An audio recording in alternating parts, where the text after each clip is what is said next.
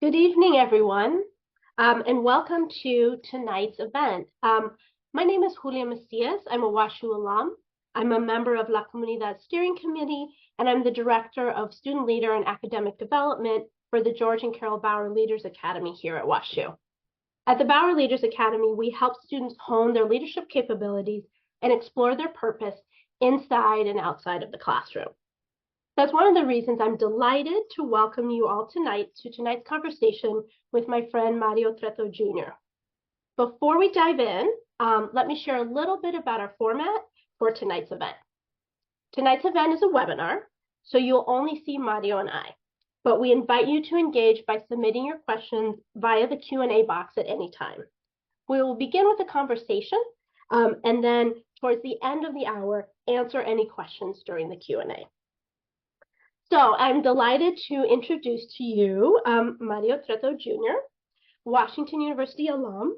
Mario was appointed by Illinois Governor J.B. Pritzker to serve as the Secretary of the Illinois Department of Financial and Professional Regulation on April 1st of 2021.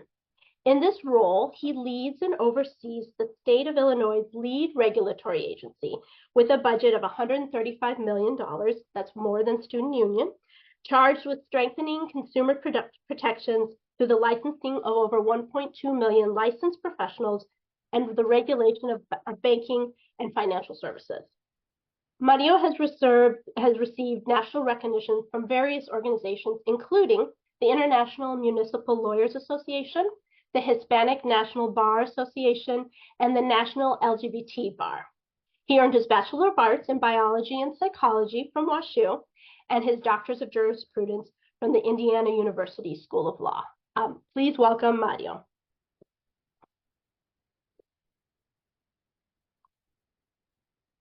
So, Mario, we're so happy to have you, and I'm especially pleased to do this webinar with you because I remember back a few years ago, we won't say how many years ago, we both started at WashU, you as a student and me as a very young staff member, and so it's just wonderful to keep this connection and to dive into this conversation. Well, thank you for the warm welcome, Julia, and it's always a pleasure to get to reconnect with you and reconnect with our Washington University colleagues. It's great to be here. So wonderful. We have lots of questions, so we'll just dive in, and then audience, please put questions in the Q&A. So to kick off the conversation, tell us about what you're up to and what does it exactly mean to be the Secretary of Illinois Department of Financial and Professional Regulation.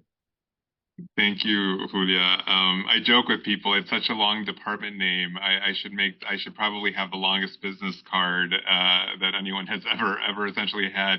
So as Julia mentioned, I'm proud to serve in Illinois Governor J.B. Pritzker's cabinet here as the Secretary for the Illinois Department of Financial and Professional Regulation. The department is the lead regulatory agency for the state of Illinois. So we regulate over 1.2 million licensees, ranging from physicians, real estate agents, cosmetologists, barbers, and everything in between, design professionals, CPAs. We also regulate state charter banks, financial institutions like credit unions, and most recently cannabis dispensaries. And we've been charged with implementing the most equitable program in the country, and it's been exciting to be a part of the team as we've been doing that. We span the entire state of Illinois and making sure that while we do the licensure component for all these individuals, we're also our North Star is the consumer, making sure that we're protecting consumers in every way possible. And when you think about communities that have historically been marginalized, they're often the ones that need recourse or just need an opportunity to air their concerns, especially with the licensed professionals. So a lot of what we do here is centered on justice, on equity, making sure that we're doing things in the right way that will further enhance the lived experience of all Illinoisans. Thank you. And I think your lens is so interesting because I think of business and numbers and licenses, but I really appreciate the all the other aspects and the equity components and the fairness that you guys are putting into it. And that actually the perfect segue for my next question. You've talked about your leadership journey began before you arrived at WashU. We'd like to claim credit, but we know we're not the only ones. And you talk about how you've been heavily influenced by your upbringing. Can you talk about how your upbringing and your family values have influenced your leadership approach, particularly addressing complex problems and promoting equity inside your agency? Definitely. And it's, I tell people when individuals ask me when my story began, it began long before I was born. It really begins with the story of my parents, Mario Treto and the ancestors before them in Mexico, because it shaped who I am here today.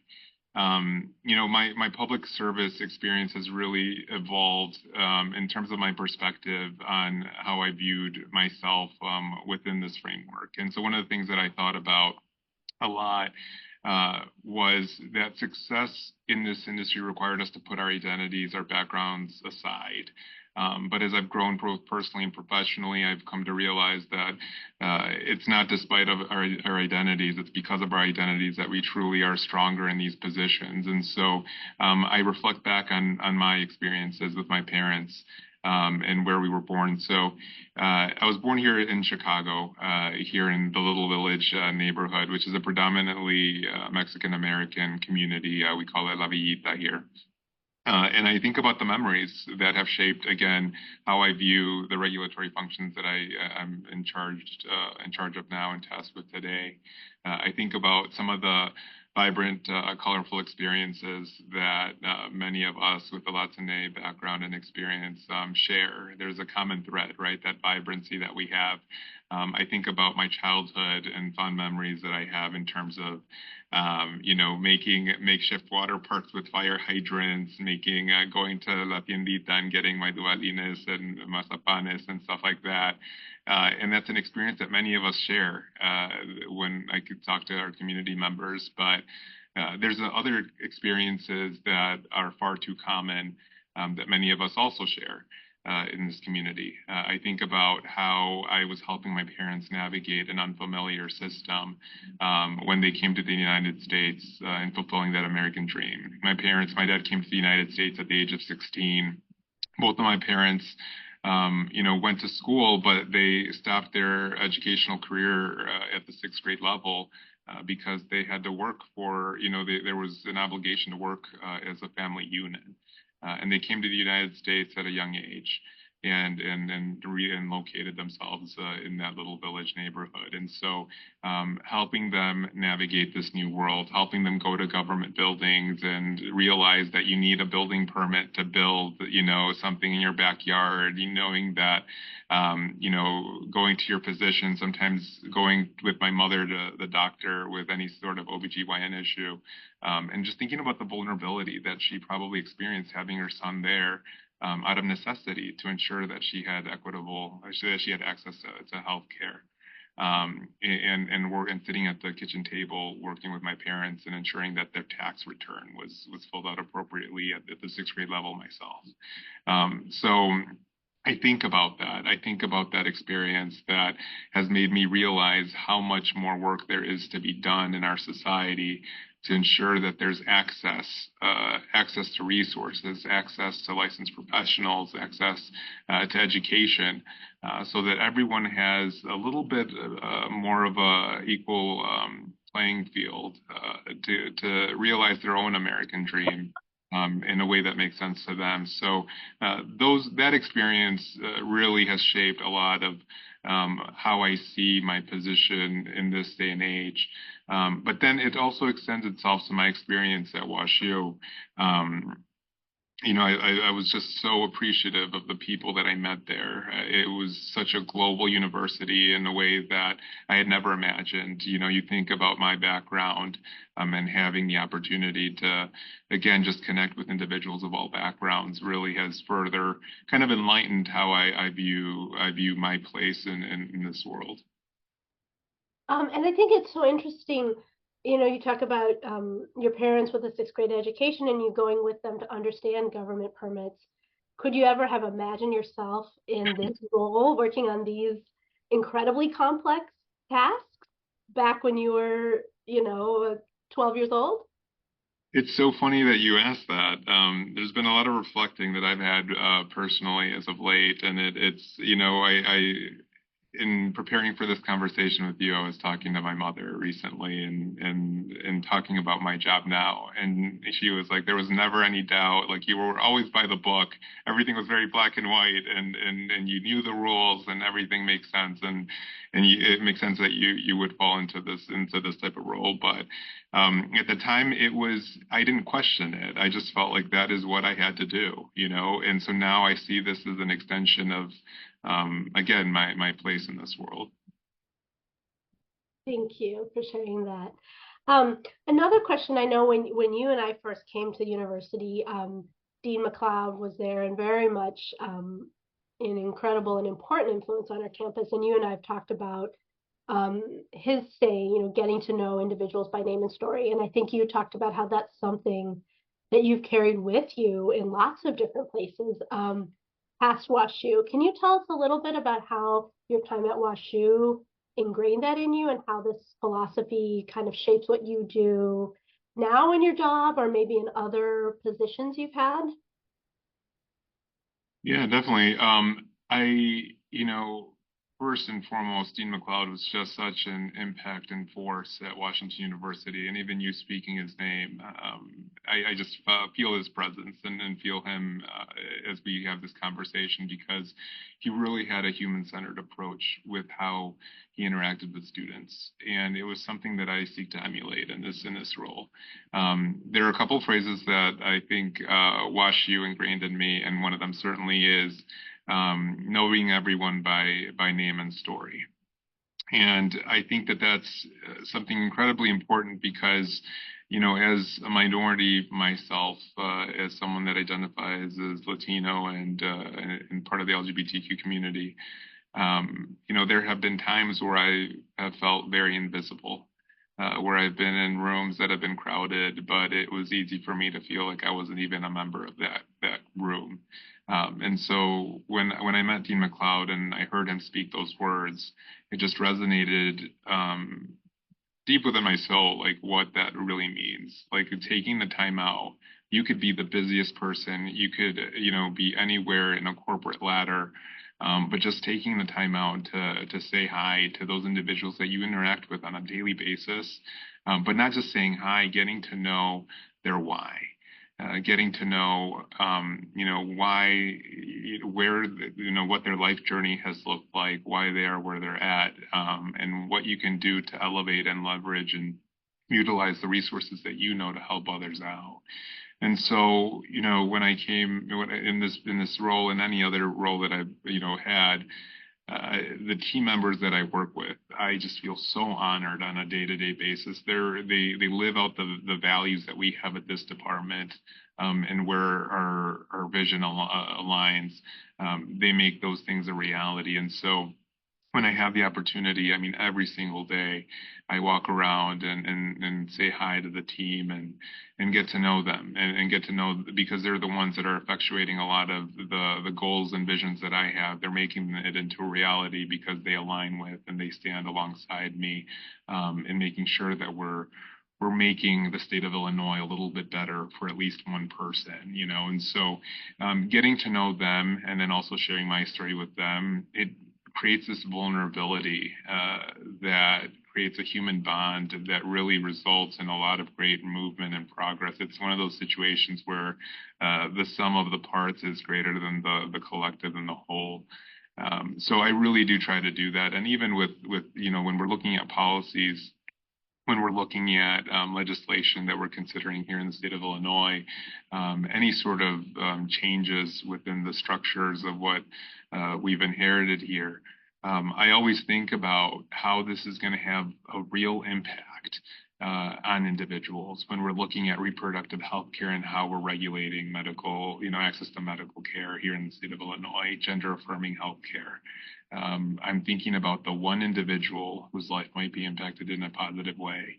And if we're able to do that, then to me, that's a success story. It's really about the impact that you can make in that one person's life. Thank you. I really appreciate that. And I think if Dean McLeod could sort of see that impact and the weaving of some of these things in people's lives. And I wonder, sort of even building further off that, like thinking about your career as a city attorney and now as secretary, and other roles that you have held, like in what ways has your purpose and the impact you seek, how has it evolved throughout your careers? And you've already sort of talked a little bit about the impact you hope you're having today. Do you feel like you always knew that, as this, were you just sort of clear on this at 24, or is this something like, how has it evolved for you? Yeah, no, there's definitely been an evolution in challenging of oneself. Because let me tell you, imposter syndrome is very real in some of these roles. When you think about the high school, elementary school Mario that was helping my parents, I mean, that was my universe. It was very much what I was surrounded with. And La Villita was my community, and Melrose Park, where I moved it later, was my community. But again, WashU had such a great impact on my life in expanding what that bubble could look like. As I'm saying that, I remember us talking about the WashU bubble even when we were there. It was a microcosm, it was a micro universe, but there was still another component that we were not exposed to, that we were later exposed to later in life, as we were interacting with very real problems. It's where the theory evolves into practice, and we're seeing what impacts we can do in whatever positions we're in. So, coming to Chicago out of law school, I worked as an attorney at a law firm for a bit, but was working alongside some of the aldermen and alderwomen here in the city of Chicago, and just found so much reward in the impact that we could make with legislation, like helping individuals see what impact specific initiatives might have, not just on the community that they're targeting, but really expanding that across multiple. And that's where I decided to take the jump into public service. I went to the city of Evanston here in Illinois and served as a city attorney there, and was able to make a lot of change. It was really exciting to see how much change you can effectuate, bringing your lived experience and your story to the table. And I was really fortunate there, in which the mayor and the aldermen and the alderwomen were eager to hear how those experiences could shape some of the legislative policies that we made there. And it was there where we changed the human rights ordinance. We included gender identity, and so I was able to work with, at the time, the only LGBT alderman, and it was a really great opportunity for kind of the legislative and executive branches within that universe working together, and we were able to do a lot more work there. But coming to the state, it required me to challenge myself and really think about how I can expand the impact that we've made to a municipality, to a city, and doing it at the statewide level, and taking all of those lessons learned at the city level now onto the state. And so it really has been challenging, myself, in knowing that, again, bringing my full, authentic, genuine self into these spaces really can shape how that community moves forward. And then with the state of Illinois, I've just been so fortunate to work alongside a governor that really values those diverse lived experiences and centers. It has a human-centered approach with policies that he's undertaking. And then leveraging these opportunities now at the federal level. Like right now, there is a lot of conversation about access to critical healthcare services, access to reproductive healthcare, to gender-affirming healthcare, and how can we leverage the position we have here in the state of Illinois to further inform other populations, other groups, other states, and also federal regulators, so that we can work in lockstep with one another in harmonizing some of the differences that we might have in a way that promotes access to equitable healthcare. It's really interesting hearing you talk about like the power of bringing your identity to the table. I teach, WashU launched 2 years ago the DXD courses, so these are dialogue across difference.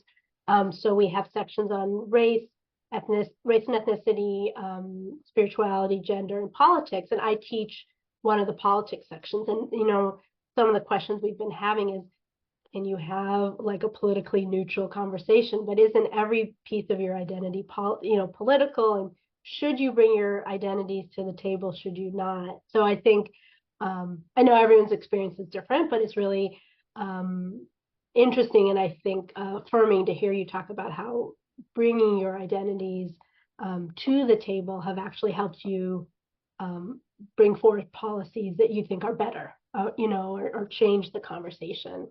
Um, so maybe to flip that on its head, let's talk about all of your intersecting identities. You're a public servant. You are a person of color. You are out. What have been some of the challenges you faced relative to those identities? And you've talked a little bit about how it's helped you, I think, push things, but how have these experiences shaped your leadership and commitment to equity and other issues? Yeah, no, you bring up a great point, and I'll answer that question. But there's something that you brought up earlier that I want to just touch base on, and that's just the conversations that we're having surrounding politics and government, because it is important. And you just sparked a conversation that I had with my partner last night. We were talking about just the importance to have civil discourse and how that's an art that's being lost in today's day and age. And I'm hoping that we can get back to that. And I think one of the things that really is key to that is understanding that meet people where they are. Like, know that everyone's positions are created. You're a product of that lived experience that we talk about, of the contextual surroundings that you've had, through different phases of your life. And so if you come to a conversation with that vulnerability, and again, centering that human experience, I think that a lot can move forward in a way that we haven't seen in recent years. And so I'm very hopeful for that. And so I appreciate your work in encouraging that sort of dialogue, as that is really important. But tying it to your question, intersectionality is something that I bring up with my colleagues a lot of the time, and how it does shape that some of the decisions that we make here at the department. I bring up the fact that when I bring my Latino self to the table, there's a whole other encyclopedia of identities behind me that are also eager to be read. And so I don't do it justice. I don't do myself justice if I just bring one component of it. I need to really bring all of these identities together. And so with my Latino experience, it's also helpful for individuals to understand that, when I do present as Mario, a Latino man, there are all these preconceived notions that individuals might have when they see me in that capacity. When they see Mario, the gay, cisgendered man, there's a whole other component of challenges that I might have, an opportunity that individuals might see. But then when you intersect those two together, there's a completely new identity, and this compounds itself, right? Even when you look at the Latino identity and the LGBT identity, in Mexican culture, there is a lot of machismo, and there are issues and challenges that are inherent in that, in my Mexican cultural identity, that requires some challenging a bit. And so when I am in those spaces, I want to make sure that I bring my full authentic self as a gay Latino man, and talk about that. And then in LGBT spaces, I think that there's also other components that have been historically present or in that community, just even notions of colorism, notions of any sort of discrimination. There's a lot that we need to address head on, and we can only do that if we come to the table and present in our full authentic selves, and not just come to the table, right? I think that's one thing that I also do with my team. I want to make sure that everyone is heard, and that's also something that I want to ensure when I'm at the table that I'm heard with all of these identities. And all in all, it shapes some of the decisions that we make in multiple components. I was also the board chair of a federally qualified health center that centered its work on the LGBTQ community. And when I was making decisions there, working with the board, working with the CEO, knowing my background as someone who is a Latino gay man, I know all too well what it's like to feel marginalized, to feel like you don't have that seat. And so if we can if we can do some positive work for other communities that are similarly situated, then that ultimately helps all of us in the end. I bring that again into this role as well when I'm thinking about the work that we're doing. Number one, if you look at my leadership team, we're the most diverse leadership team in the state of Illinois in terms of a department. It's majority female. And that's exciting because that voice needs to be elevated and heard. It's majority minority, so it's exciting to have all of these perspectives here. And then just challenging those notions, having fruitful conversations, having that civil discourse that we were talking about earlier is important in moving the needle forward as a society.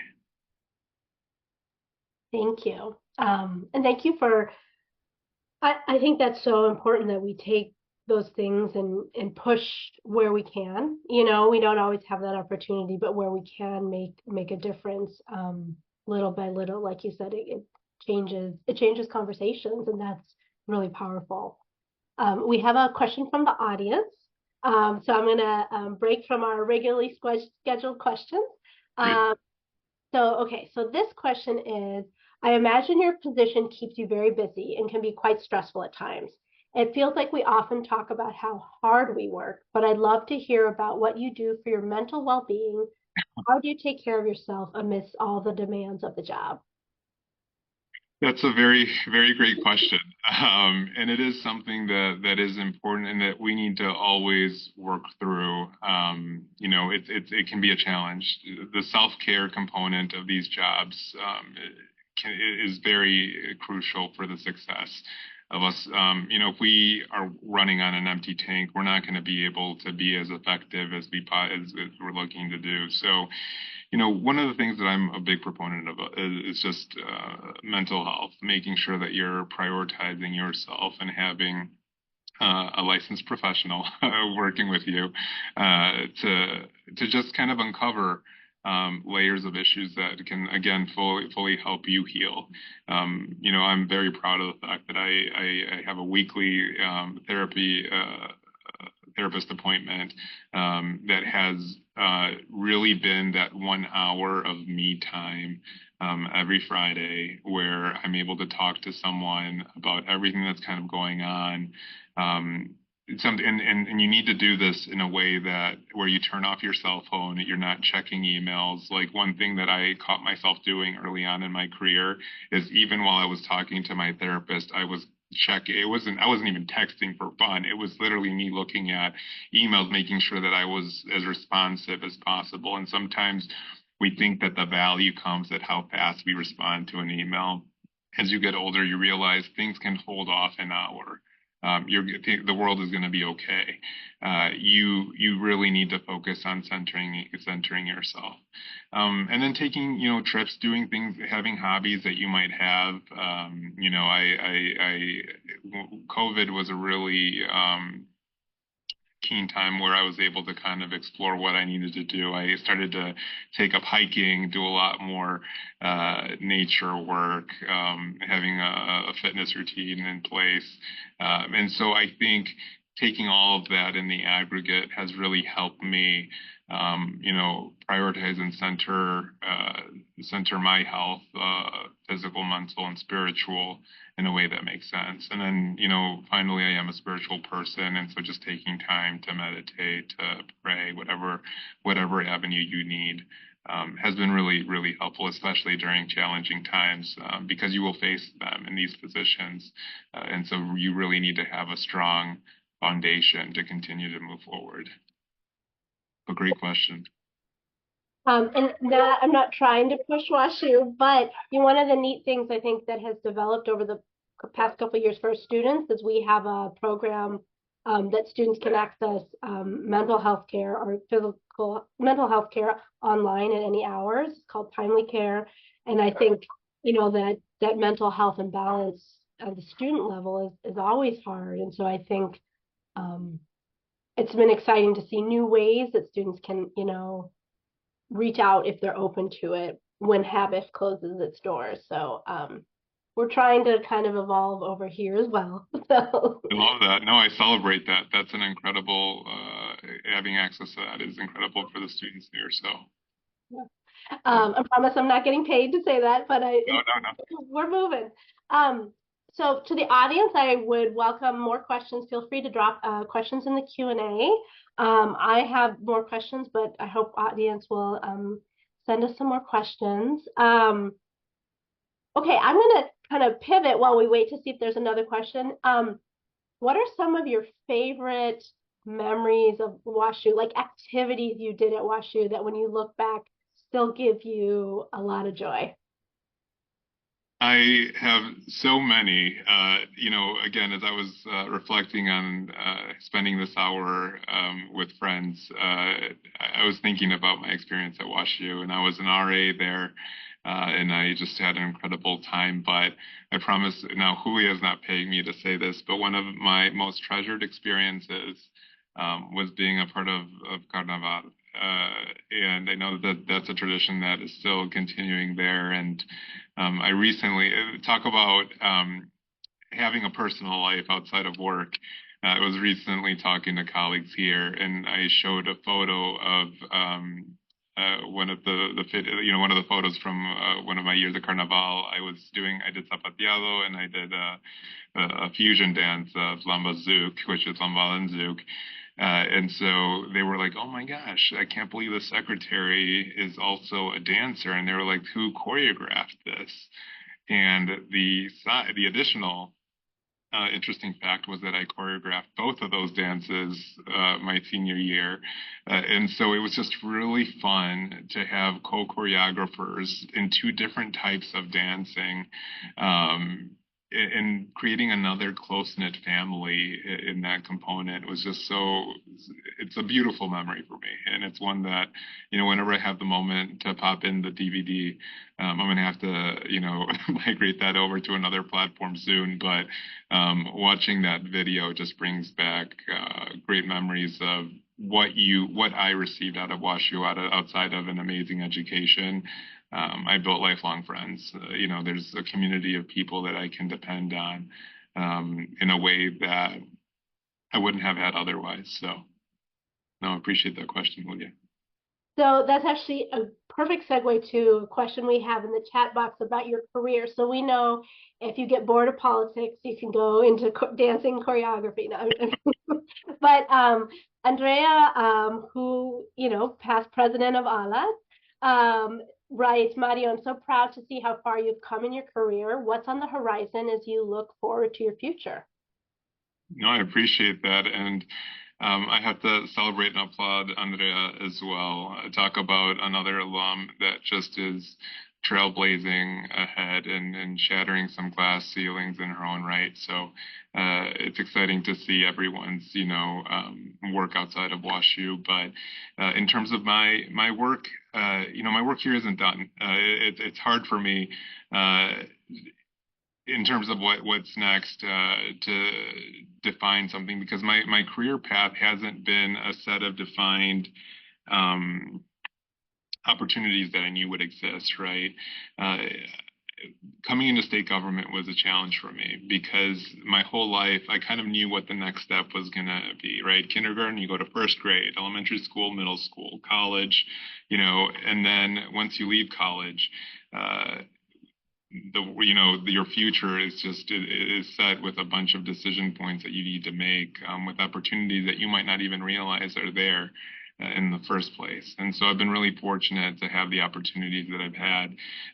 In terms of what's next, I'd love to continue to work in public service and continue to roll up my sleeves in ways that can continue to impact different communities.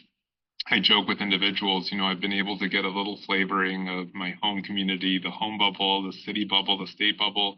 Maybe there's an opportunity out there for me to continue to make some sort of change at the national or federal level, working with other countries, just continuing to expand,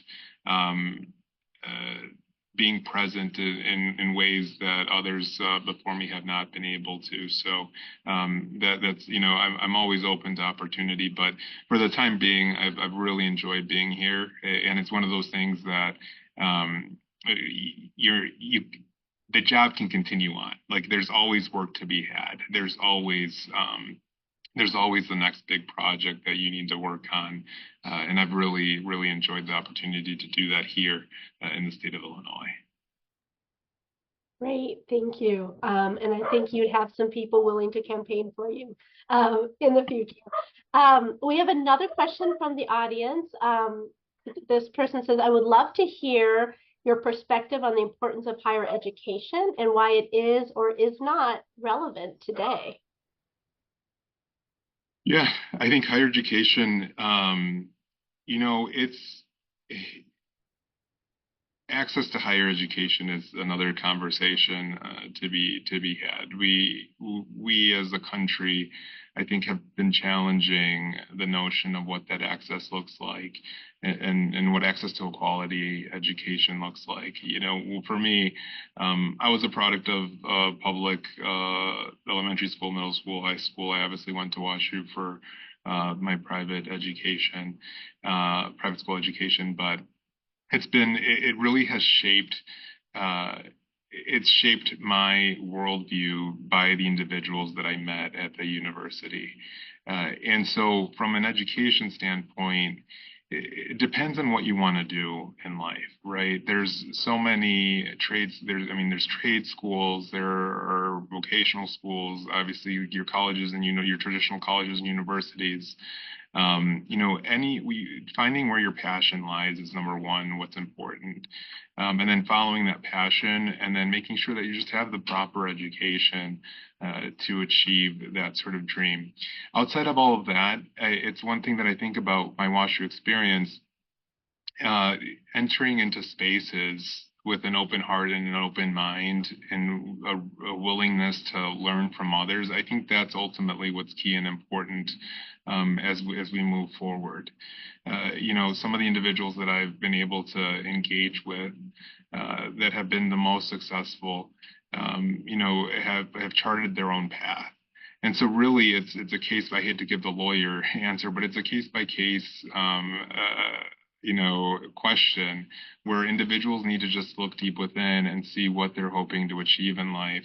And then again, working through some of these systems that need work themselves. Like I'm not gonna not acknowledge that, because there's a lot of work that needs to be done in terms of access to some of these educational opportunities. And as we're talking about this right now, this is the hard part of the life of a public servant, and that's where our work is never done.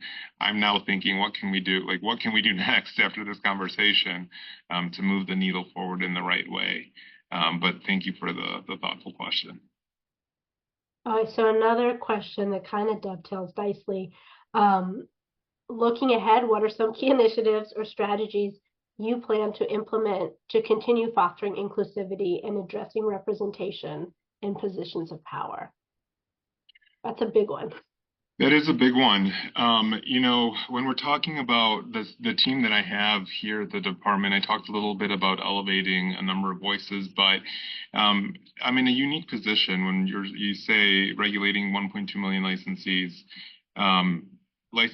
of, some licensees that have historically been underrepresented by some groups. One of the initiatives that I'm really proud of that we worked on was the doubling of scholarships for minorities in the real estate profession. And that was so that you have representation that's as diverse, as reflective of the diversity of the state of Illinois as we can. One of the things that we look at is there's been appraisal bias, appraisal discrimination that's been a hot topic. There was a New York Times article that highlighted the differential in the appraisal of a home. And when you talk about intergenerational wealth building and access to home ownership, there was a study done where the photos, the demographics of the photos that were inside the home reflected an adverse valuation of a home. And so now we're taking a deep dive into the appraisal industry in realizing what can we do as regulators to ensure that that sort of behavior is not happening. We're looking at pipeline issues with some of these professions like healthcare. WashU has a great number of individuals that end up in the healthcare field. And it just has been such a challenge historically. What can we do to encourage communities and individuals that might not have otherwise considered that sort of profession? When working with the Illinois State Board of Education, working with the Board of Higher Ed, what can we do as a regulatory body to continue that sort of access? There's a lot of conversations that we're having at the department. I can continue on and on, with what we've done, but it's stuff that I'm excited about. You can give me, a day platform. I'm happy to chat, but we just implemented the Predatory Loan Prevention Act here in Illinois. Individuals, we're seeing interest rates of upwards of 450%. And you think about the communities that are impacted the most. And so we were able to cap that interest rate at 36% so that individuals can have a light at the end of the tunnel to get out of some of these vicious debt cycles. So that's a little bit of the work that we've been able to do there. There's been underbanking, unbanking in some rural areas and areas, again, that have not had these financial institutions in their communities. So we're implementing a Community Reinvestment Act here in Illinois, which is historic. We're the second in the country to also incorporate credit unions as well, and also incentivizing banking development districts. So there's a lot of work that we're doing with all the professions. 120 plus professions that we regulate. Every time we're looking at evaluating each of the regulatory frameworks for each profession, we think about not just updating it in a way that updates a year, but doing it through that equity lens and making sure of how do we ensure that we continue access to these professions in a way that still centers the consumer and protects the consumer in a way that continues to elevate Illinois as the gold standard for licensure. But again, a lot of work that still is ahead of us. Great question to ask. I can continue on, but Julia, I'll turn it over to you before we go on for hour number 3. Okay, so I want to, we have probably time for 1 or 2 more questions. So audience, please, if you have any last questions, please put them in the Q&A or you can drop them in the chat while I give you like 30 seconds to think about that. Mario, you started saying you've helped Illinois create one of the most equitable cannabis programs. Can you talk about what that means in like 30 seconds to a minute? Yeah, that's brand new territory. It's been brand new territory. And so what we've been able to do here in Illinois, the foundational work was done well before me. The implementation was during my tenure here at the agency. But we were looking at, there's obviously a federal layer that we're cognizant of. But when we're looking at cultivation sites and dispensaries and what that looks like, we looked at the composition of membership of some of these corporations and companies and wanted to make sure that individuals that have been marginalized, specifically with the war on drugs, had access to opportunity here in Illinois. And so we really centered that approach. And it's been really exciting to see all of these dispensaries flourish throughout the state of Illinois and having an impact in a way that makes sense. And that's been an overlay. The adult use has been an overlay on the medical component as well. So a lot of work there. What was interesting with cannabis regulation, this is just a side note. It's just funny how you never know where life will take you. But when I was in Evanston as a city attorney, medical cannabis use was being rolled out, and in Evanston there was based on some of the rules that they had. The city of Evanston ended up being there was a parcel of land in which we were the landlords of that parcel, and that was the only parcel that was available for use for this sort of medical dispensary component.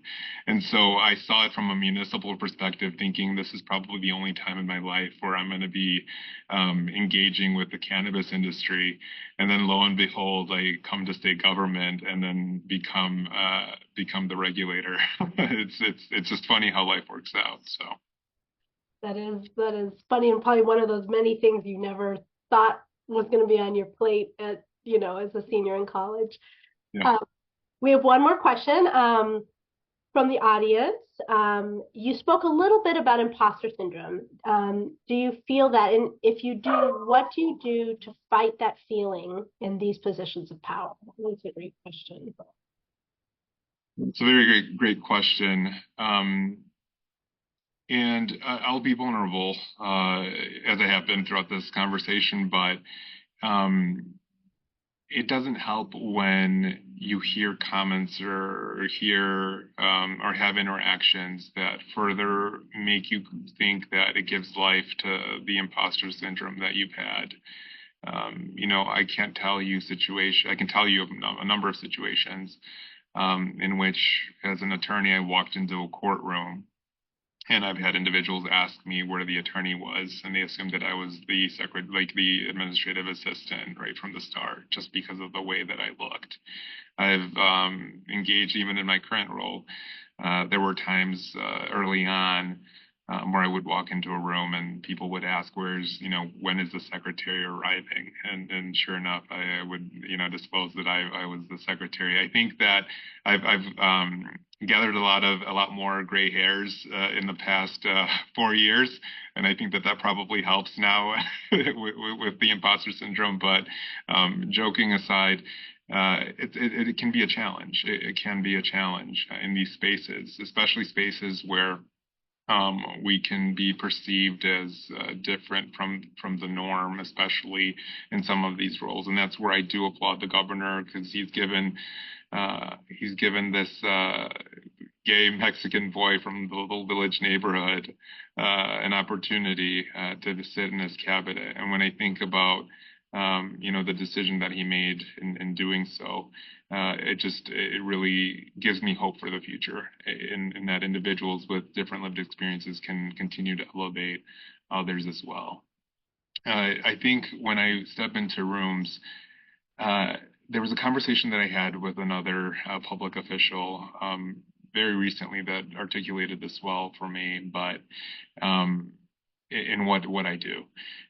When I enter a room, I think before I would just see myself as a small individual entering a large room and not knowing my place in that sort of micro universe.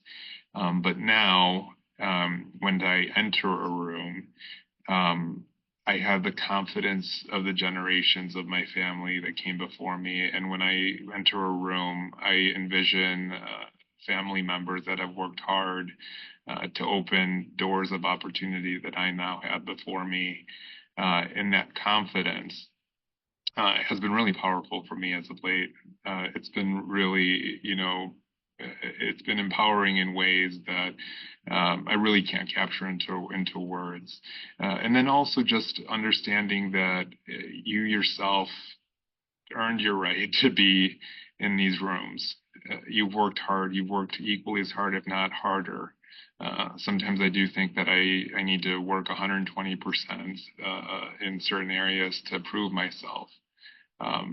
But again, it's important to recognize that, number one, realizing that the imposter syndrome is very much something that is real, that many of us have a challenging time navigating. But once you go past that step and understanding that, and then again, just empowering yourself, making yourself, like allowing yourself to feel that your presence in that room is necessary, and it's well earned, then that helps you kind of go through it, go past it. Thank you. That was really a beautiful way to answer that question. I haven't heard people talk about, like, we talk about standing on the shoulders of others, but you talk about that as sort of your tool or your superpower that helps you kind of push through that. And I think that's really beautiful. Um, so we're going to end on that.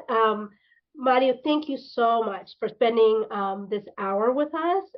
Thank you for bringing so much vulnerability and authenticity. I think, again, I think back to my 17 students in my politics class, and we talk about public servants as leaders and role models and people with integrity. And I think it's such a pleasure to talk with you because I think you embody that. So I may be biased, but I think it's really wonderful to hear what you're doing and what the ways in which you are pushing things in different areas. I want to thank all of those who are joined us tonight live and those who may watch us on YouTube.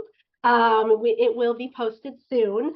And also, you know, today, although today marks the last day of Hispanic Heritage Month, and October is LGBTQ History Month, La Comunidad and WUpan celebrate our community's accomplishments and heritage all year round. Like you said, we're not just one day or 1 month. It's really all year round. So we're thankful. I want to thank Liz Williams-Johnson and all the folks at the Alumni and Advancement Office at WashU for allowing us to have this type of event. And I hope all of you continue to check out the website, check out these networks, and participate. And Mario, I don't know, do you have any last words before we close the event?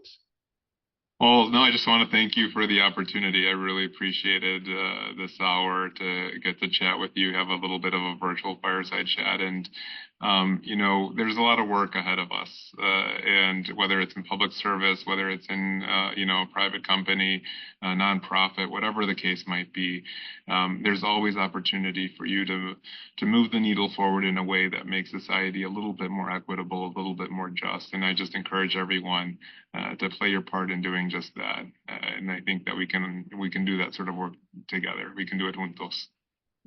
Yes, we can. Thank you. Thank you, everyone. And it's wonderful to see familiar faces in our audience. Good night, and we'll see you at the next event. Thank you.